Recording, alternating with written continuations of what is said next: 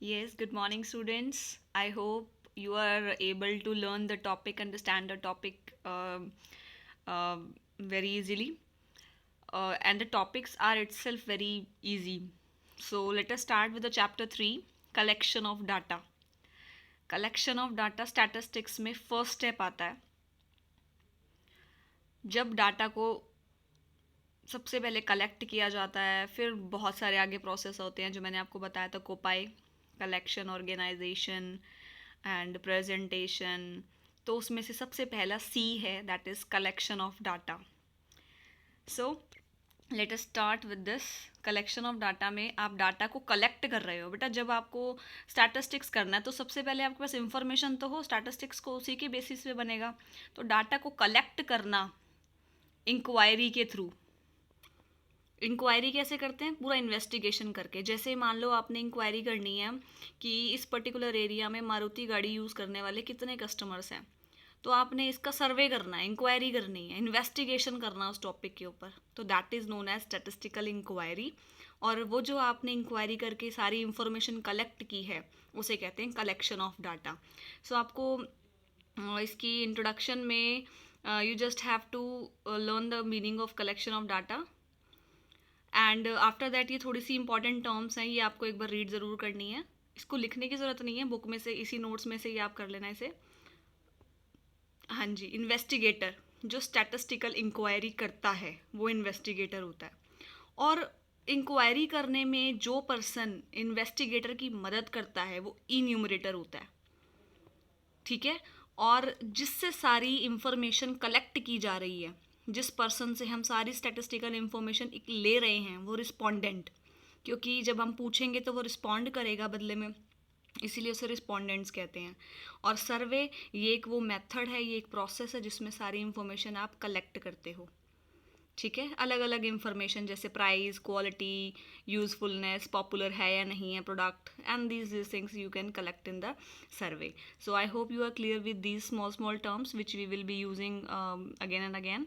So collection of data में आप example देख सकते हैं। This is just like a table कि 70-71 में आपकी फूड ग्रेन्स की प्रोडक्शन इतनी हुई है, तो आपने डाटा कलेक्ट किया और आपके पास ये एक टेबल की फॉर्म में है। This is the example of presentation also, ये हम बाद में पढ़ेंगे। खैर, this is collection of data now.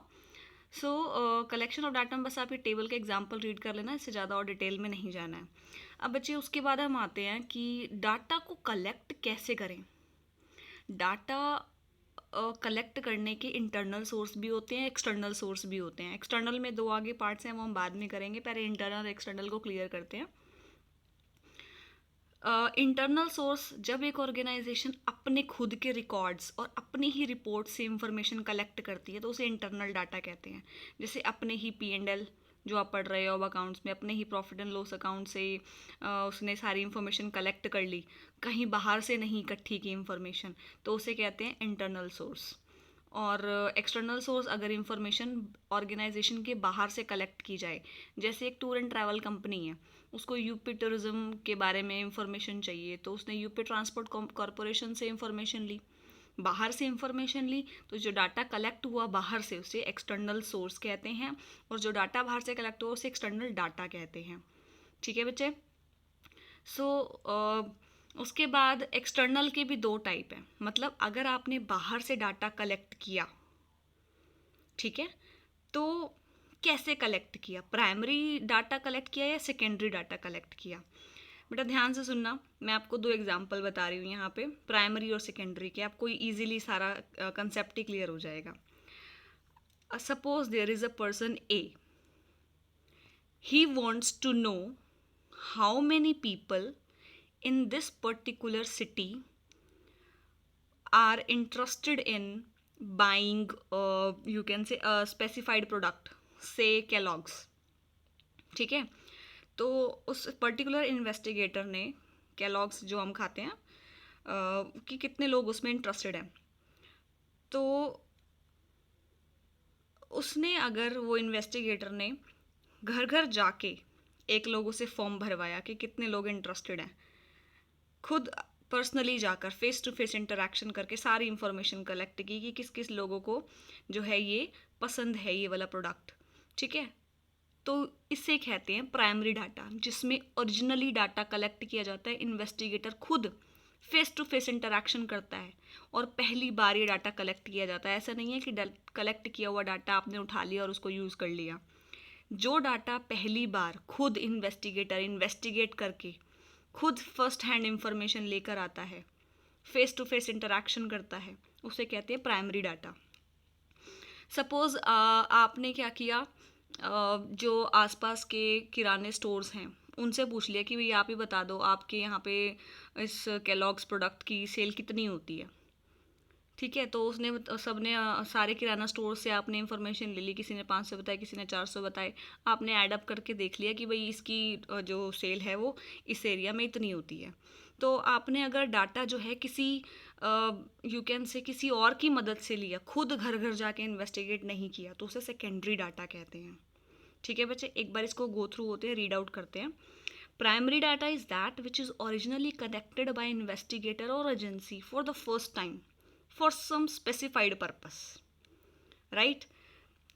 इसमें आपका एग्जाम्पल दिया हुआ है पॉपुलेशन सेंसस। जैसे हम पॉपुलेशन का सेंसस निकालते हैं, सेंसस यानी पॉपुलेशन का चेक करते हैं कितनी है गवर्नमेंट ऑफ इंडिया, तो वो हर घर घर जाके फॉर्म भराए जाते हैं, आपकी फैमिली में कितने मेंबर्स हैं, आपकी फैमिली में कितने मेंबर्स हैं। आपने देखा होगा हर 10 साल में ऐसा होता है, पॉपुलेशन इंक्वायरी जब होती है तो आपके घरों में आते हैं, फॉर्म भरवाते हैं कितने मेंबर्स हैं। तो वो जो है वो प्राइमरी डाटा है। ठीक है, ये फर्स्ट हैंड डाटा है। अब सेकेंडरी में देखो, it is not directly collected, सीधा सीधा जाके कलेक्ट नहीं किया जाता, बल्कि किसी पब्लिश्ड या अनपब्लिश्ड सोर्स, यानी कि कहीं पे छपा हुआ है, मान लो किसी मैगजीन में आ गया कि इस वाले पर्टिकुलर प्रोडक्ट की सेल बहुत ज़्यादा है, या किसी बंदे से, जैसे मैंने आपको एग्जांपल दिया, अनपब्लिश्ड सोर्स से भी इंफॉर्मेशन कलेक्ट की जा सकती है। तो ये सेकेंड हैंड डाटा होता है। और इसमें एग्जांपल और दिए हुए हैं, जैसे national account statistics data publish करता है, ठीक है, economic survey publish by the government of India, तो यहाँ से भी आप इंफॉर्मेशन उठा सकते हो, खुद ना कलेक्ट करके इनके जो डाटा पब्लिश है उनकी हेल्प से आप इंफॉर्मेशन कलेक्ट कर लो, खुद आपको घर घर नहीं जाना पड़ेगा। ठीक है बच्चे, अच्छा ये टॉपिक है सबसे इंपॉर्टेंट, 3 मार्क्स के क्वेश्चन के लिए आपको प्रिपेयर करना है। ठीक है, तो नेक्स्ट है इनके डिफरेंस, ये आपको बहुत अच्छे से करना है, प्राइमरी और सेकेंडरी में क्या डिफरेंस है, एक बार इसे ज़रूर गो थ्रू हो लेना। ओरिजिनल कौन सा है, प्राइमरी डाटा, और जो सेकेंडरी है वो अदर एजेंसी से कलेक्ट किया जाता है, तो वो ओरिजिनल नहीं है। ऐसे ही primary data are collected by some agency और person, they are already, secondary में दे आर ऑलरेडी कलेक्टेड, उसे आप प्रोसेस कर लेते हो अपनी नीड के अकॉर्डिंग। टाइम प्राइमरी में ज़्यादा लगता है, ऑब्वियसली टाइम प्राइमरी में लगेगा क्योंकि आप एक एक पर्सन के घर जाके इंफॉर्मेशन कलेक्ट कर रहे हो। सेकेंडरी में कम टाइम लगेगा, ऑब्वियसली प्राइमरी में पैसे भी ज़्यादा लगेंगे एज़ कम्पेयर टू सेकेंडरी। फिर उसके बाद रिलायबिलिटी एंड सूटेबिलिटी, किस पर रिलाई करोगे, जहाँ पर आप खुद इन्वेस्टिगेटर जाकर सारी इन्फॉर्मेशन कलेक्ट कर रहे हो, ऑब्वियसली आपका रिलायबिलिटी यानी कि ट्रस्ट वर्दी इन्फॉर्मेशन वहीं होगी। Precaution, there is no great need for precaution while using the primary data, but secondary में आपको पूरा ध्यान रखना पड़ेगा कि जो डाटा आप कलेक्ट कर रहे हो वो सही है या नहीं है। ठीक है बच्चे, तो organisation factor, collection of primary data requires elaborate organisation setup, इसके लिए प्रॉपर सेटअप की ज़रूरत होनी चाहिए, और सेकेंडरी में ऐसे सेटअप की कोई खास ज़रूरत नहीं है। तो बेटा this is very important topic, internal external primary and secondary. तो इस टॉपिक को आप बहुत अच्छे से प्रिपेयर करना। Will continue the next topic later on. Thank you.